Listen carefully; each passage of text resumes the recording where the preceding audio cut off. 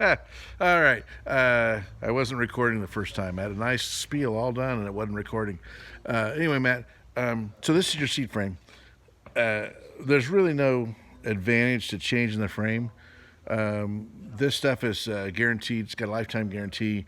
It is really heavy and it's awkward, but we can deal with that rather than making a new one out of half-inch marine plywood.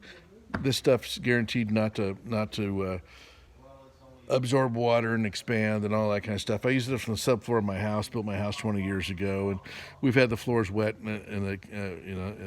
where we had a door open, and it never expanded like the old particle board used to do. The limitation. This is actually the back part of the seat, and we can shorten it. But what it is the transmission goes back into this opening right here.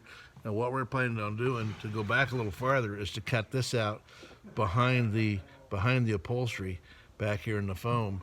That's where your tack drive is going. We can remove your tack drive probably and cap it, since you're not going to need your tack drive anymore, and we can get this thing back to where the end of your transmission is back here in the area of the foam. That's your limitation. We can shorten it here too, but that's not really limiting you. Let me show you on the boat itself.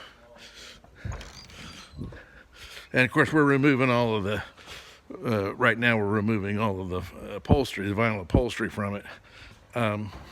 So be glad to give you a price on doing that. But before you spend the money, I want you to be aware that I don't think that's going to do anything for you. So that cutout, here's your tachometer drive right here. This piece right here, better shown like right there. That's the tachometer drive. So we can gain you some space by taking the tack drive off and capping that, because you're going to have electronic tack now. But this is what's going back into the cutout. So, and it's water cooled. So this is where this is your limiting factor, and we're actually going to cut that part out and let it come in. Let this come back in as far as that's your limit. It's not actually your seat front and here. That is not really your limit. Your limit is how far we can push the seat back without you having to see this on the front side. Now we can get it to where there's no limit by by putting a tunnel. You remember you had kind of a tunnel on the back? We could put a tunnel on your front seat as well, where the person that sits in the center would sit higher than the person on either side. So, or kind of a hump in the upholstery, and then we can move it. You can move it, and then we could shorten it back here, and go farther back. I guess before we get hasty and build a new frame, let's modify this one here and see if we can't get what you need in terms of legroom without resorting to building a whole new one. And even if we do build a whole new one, I think it would behoove us to